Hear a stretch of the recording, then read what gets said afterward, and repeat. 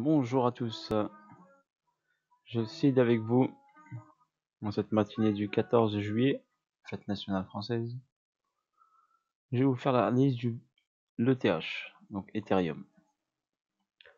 Vous me l'avez demandé, donc je vais vous la faire sur une petite vidéo rapide. Donc on va partir vite fait en weekly, donc on part toujours d'un time frame qui est un peu éloigné et je vous montre ce qui se passe en weekly. Donc ici on a eu ici l'ETH à 11$ qui est descendu à 5$. On constate ici, donc sur une schématique Wyckoff, que c'est une accumulation avec un spring. À partir de ce spring, le TH est parti. Donc de 2016 à 2018, on a une belle hausse. Ensuite, à partir de cette hausse, on a eu un retracement en A, B, C. D'accord? Qui est saine. Donc, une correction saine. Combien de pourcentage de correction? On va regarder ça tout de suite. Donc là, du point haut au point bas. Et nous avons une correction. Si j'enlève, hop. Bon, je vais laisser le logarithmique.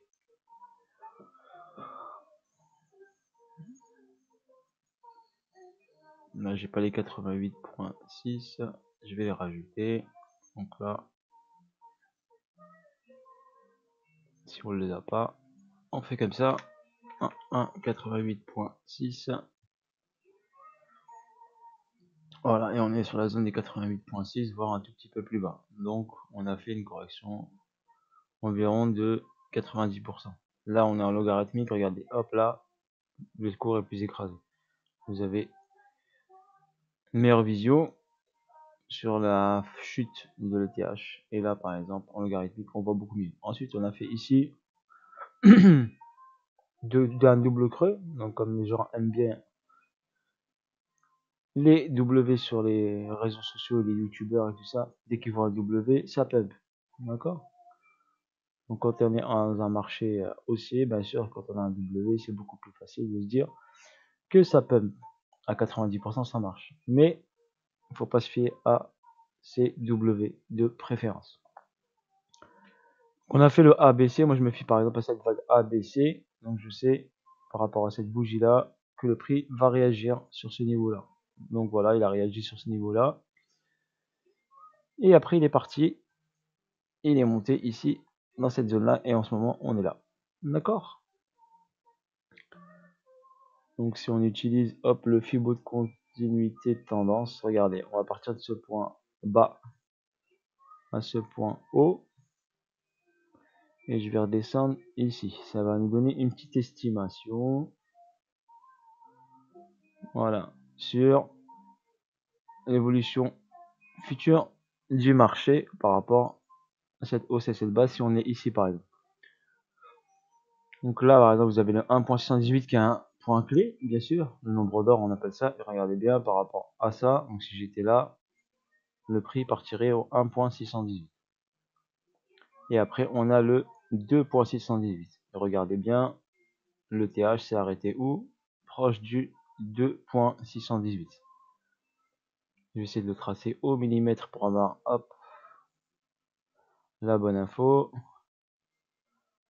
Bien le placer à la bougie près, au pips près. Et là regardez le 2.618, il est ici. Donc là vous avez des repères 1.618, 2.618 et après vous avez le 3.618. D'accord? Donc voilà, ça vous donne un petit repère si vous voulez utiliser le Fibo de continuité de tendance. Je vais passer en daily. Voilà, on va s'occuper de cette partie là. À partir de là, on est monté et là on a créé une structure. Donc vous la voyez cette structure? Donc c'est une structure. Cette structure elle est marquée par, on va aller en H4. Donc cette structure est marquée par cette petite accu là. D'accord? Donc le départ de cette structure pour moi est ici. Voilà, malgré qu'après le départ de la structure majeure, elle peut être sur ce support là. Mais on va se baser sur celle-ci.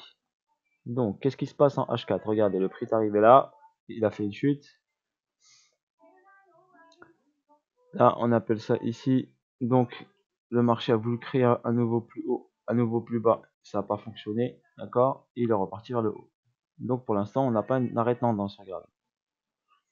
On a des plus hauts qui sont toujours de plus en plus hauts. Ok? Arrivé à ici. Donc, le TH nous a fait une petite correction un peu plus importante que celle-ci. Donc là, on considère ce point très important. Donc ce point, on va l'appeler le BC. Et après, ici, le AR. Ce qui nous fait ici une schématique Wyckoff. Un début de schématique Wyckoff de distribution en H4. Donc regardez, BC, AR, ST, SO. Le AR, il a été nettoyé. Et après, il faut que le BC soit nettoyé. En créant un UT et un UTAD. Regardez, là, le BC a été nettoyé. Il est créé ici, venez chercher la liquidité sur un UT. Et vu qu'après la zone acheteuse ici, les gens acheteurs sont rentrés très en force. Logiquement, normalement, l'UTAD il doit être pas trop loin ici, mais il a poussé un peu plus loin. Ça, c'est par rapport à la force acheteuse. Donc, on est venu ici, on a créé l'UTAD. Donc, si on regarde bien par rapport à cette schématique, on est prêt. On sait que le prix, normalement, quand il fait UT, UTAD, bah, il va forcément corriger. C'est pas un crash, hein, c'est juste une correction. Les gens ils parlent de crash, de bear market et tout, mais c'est pas du bear market. Pour moi, un gros bear market, c'est si on casse, on commence à casser ça, ce niveau-là. Là, oui, ce niveau qui a été créé en 2020. Là, si on casse, oui, ce niveau-là, on peut commencer à s'inquiéter. Des 300$.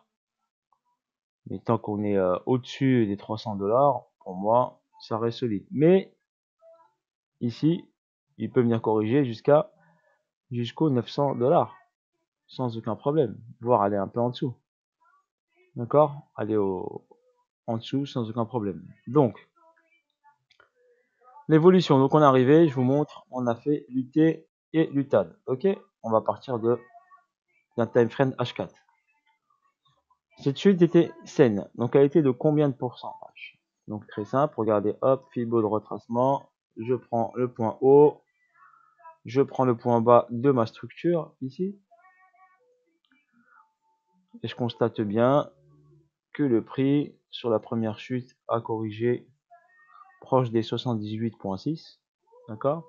Si on vient pile poil ici sur ce niveau-là, si on prend la structure là, à ce niveau-là, d'accord, on va considérer ce point-là comme le début de la structure.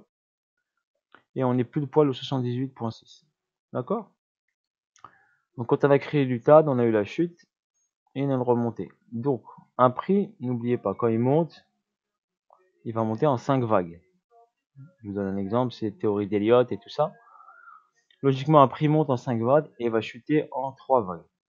D'accord? Donc on a le A ici, le B et le C. Pour moi, le C n'est pas encore fini, bien sûr. Car ici, le TH nous a créé une nouvelle cause. D'accord? Donc à chaque fois qu'un mouvement bouge, il faut qu'il y ait une cause pour qu'il y ait un effet. Donc là, on est sur une cause de schématique Wyckoff. Là, il a créé donc une descente, un arrêt, une remontée brutale. Donc là, ça a créé ici une schématique Wyckoff aussi. Donc une redistribution. D'accord? Là, vous avez une petite distrib qui a validé la grosse distribution. Ça fonctionne comme ça. Cause, effet, cause, effet, cause, effet ici. Et là, on est sur une cause. Et regardez, je vous montre rapidement. Quelqu'un qui n'est pas fort techniquement, il regarde juste ça, regardez. On regarde juste ça, on part de là. Là, ça fait, hop, première impulsion, baissière. Deuxième impulsion, baissière. Et logiquement, normalement, il doit y en avoir au moins 3. D'accord? Et normalement, on va avoir troisième impulsion baissière ici. Donc, on est sur la correction par rapport à cette structure-là et la correction globale par rapport à ce niveau-là des 300$. Donc, cette montée. Donc, c'est tout à fait normal. Regardez le prix. C'est logique normalement, ça saute aux yeux. Quand un prix monte comme ça, il est obligé de corriger. C'est une correction saine. C'est pas un crash boursier, c'est pas un bear market, c'est une correction saine du marché. Le marché, quand il monte comme ça, si vous regardez bien, on va aller un peu plus en délit. Le marché, il part d'ici mars 2020, chute ici du Covid, provoquée par le Covid, la panique mondiale. Mais regardez ici par rapport au graphe, bah, cette chute, elle n'est pas monstrueuse. C'est juste les médias qui vous montent un peu la tête. Crash boursier, tout ça. Non, c'est des corrections saines, prévues. Regardez si on voit bien. Il arrive ici, boum, au mois de mars. Il touche ici cette zone-là et il chute. Donc, est-ce que c'est le Covid qui a provoqué cette chute ou est-ce que c'est techniquement normal? Moi, pour moi, c'est techniquement normal. Le Covid a juste accéléré cette chute. Ça veut dire, au lieu de faire une chute, et ben comme ça, tac, tac, tac, tac, tac, et ben on a chuté un peu plus verticalement. C'est tout grâce au fondamental. Donc aux news fondamentales. Au fondamental. Et l'avantage que des gros baleines, des grosses structures, des grosses instances, ils aiment bien les chutes rapides, car la remontée derrière est rapide. Quand on chute rapidement, on remonte rapidement. Donc eux, s'ils sont prêts, ils mettent des gros sous ici, hop, la remontée est rapide. Donc est-ce que ce mouvement-là, c'est pas une manipulation de l'être humain? Donc point d'interrogation, je ne vais pas rentrer dans les débats, mais moi, pour moi, à 99%, pour moi, c'est une manipulation de l'être humain. Pour que les riches deviennent encore plus riches. C'est facile. On crée une chute, on veut acheter l'ETH. Ben, on crée une chute, on crée quelque chose, ça fait une chute de tous les marchés boursiers, pour pouvoir recharger à des prix bas. D'accord? Donc posez-vous un peu la question, réveillez-vous un petit peu. Et pourquoi tout a chuté? Regardez, techniquement, c'est normal. Il n'y a rien de pas valide techniquement. Ça monte, ça bloque, ça redescend, ça remonte, ça bloque, ça redescend. D'accord? Donc des fois, les news, faut pas trop les considérer. Le graphique, par contre, il ment pas, lui, par contre. Lui, il ment pas du tout. Donc si vous vous basez sur l'analyse technique et sur votre graphe, vous pouvez avoir des bougies un peu bizarres, mais vous aurez toujours le mouvement. Là, on est dans un mouvement, regardez, en descente. Donc le prix, il va venir ici. Chercher le saut. Regardez, le saut ici, il va aller le chercher. Qui mettent un mois, qui mettent 2 mois, qui mettent 3 mois, il va aller le chercher. D'accord? Il va venir nettoyer cette zone-là. Il va venir chercher de la liquidité ici.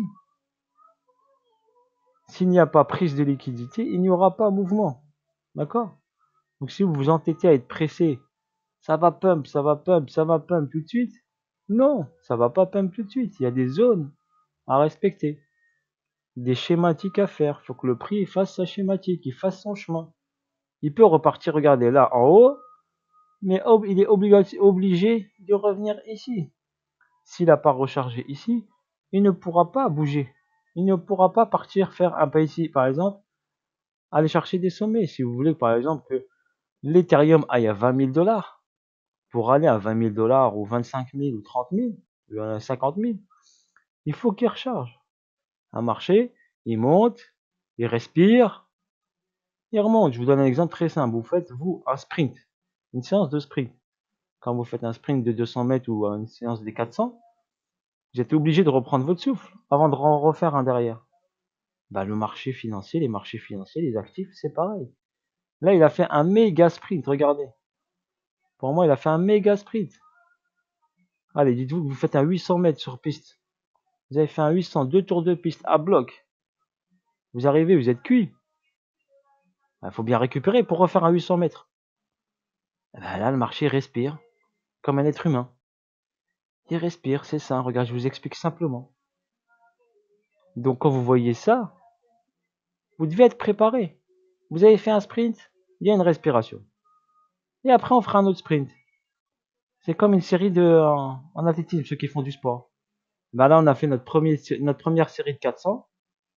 Par exemple, de 10 fois 400 ou de 3 fois 400. Premier 400, deuxième 400, troisième 400. Regardez, impulsion 1, retrace, impulsion 2, retrace, impulsion 3, retrace. Logique.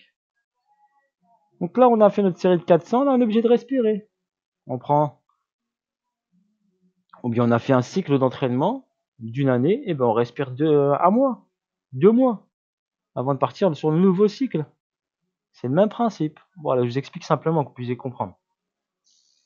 Donc là, nous avons, hop, la schématique. Donc il est obligé de venir nettoyer ici le seau, venir ici, d'accord, pour recharger au maximum, pour que les gros rentrent. Et les petits qui sont un peu bien informés, eh ben, rentrent avec les gros. Car ce que c'est question d'information. Pourquoi les petits se font piéger? Parce que ils n'ont pas les bonnes infos. Ou bien ils sont mal formés. Donc là, si je suis bien formé, je maîtrise ma méthode Wyckoff, mon SMC, ou bien du price money.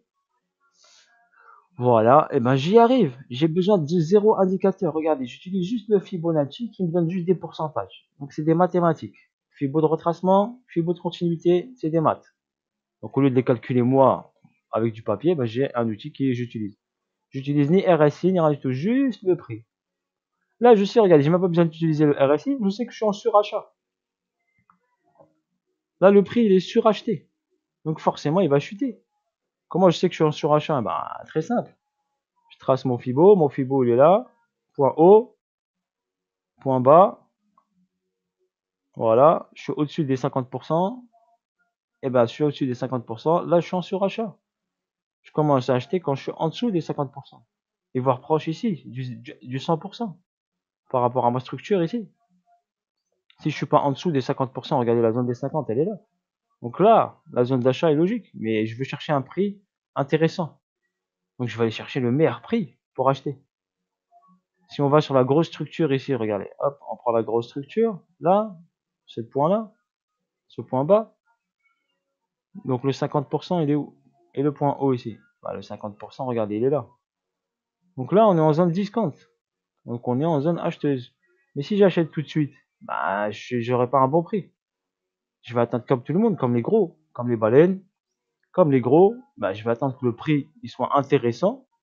Pourquoi pas ici sur les 78.6, regardez ici. Ça me donne une petite zone. Voilà, 78.6 qui correspond à quoi? Juste en dessous du saut, regardez. Il y a ma zone qui est là. Ou si on casse là, et ben on va chercher ici. Regardez, 78.6, vous avez des zones. Pour l'instant, la première étape, c'est nettoyage du saut. Donc je vais regarder nettoyage du saut. C'est ça le plus important. Regardez, donc A, B, C. D'accord?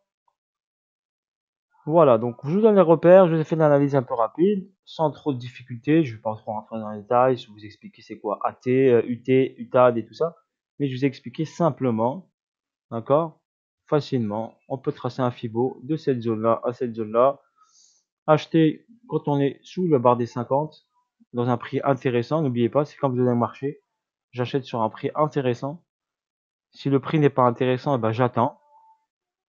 Par exemple, le marché commence à 9h du matin et finit à 14h. Bah, c'est sûr que le prix à 9h du matin et à 14h, bah, il sera pas le même. Plus vous approchez de la fermeture du marché, plus le prix des légumes, des fruits et légumes, bah, il va diminuer. Parce que le vendeur, il veut liquider sa marchandise. Donc, nous, on va attendre que le prix arrive sur une zone intéressante pour l'acheter. Soyez pas pressés. D'accord? Prise de trade, trading, la patience. Les nerveux, les stressés, c'est pas pour vous le trading. Travaillez votre mindset, d'accord?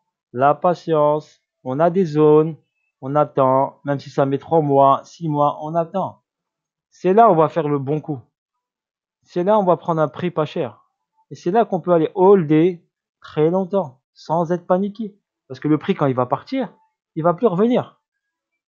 Quand il va partir, il va plus revenir. Dans cette zone-là, comme je vous ai montré, dans cette zone-là, quand il va partir, il va plus revenir. Donc soyez patient. Observez le marché. Tant que pour moi, il n'a pas fait cette troisième impulsion baissière, tranquillement, on panique pas, on garde son argent au chaud et on patiente. D'accord? Soyez pas pressé d'appuyer sur le bouton buy. Achetez, achetez, achetez, achetez. C'est facile d'appuyer sur le bouton buy. D'accord? Mais après, quand vous êtes sur le marché, vous appuyez sur le bouton buy, vous ne pouvez plus rien faire. Vous ne maîtrisez plus les choses. C'est le marché ensuite qui maîtrise les choses, c'est pas vous. Vous êtes rentré en position. Donc vous subissez. Donc au lieu de subir dans du rouge, du drawdown, bah on attend le bon prix pour que le prix parte et après, j'ai plus à subir de stress. D'accord? Voilà sur ce site avec vous. Team Seed, un gros coucou pour la Team Seed. J'ai un canal Telegram. N'hésitez pas à me faire des commentaires, des petits j'aime bien sûr. Voilà, j'ai fait la petite vidéo très simplement, pas trop technique, juste pour vous expliquer que ce soit accessible à tout le monde. Allez, bisous à tous et à bientôt pour de nouvelles aventures.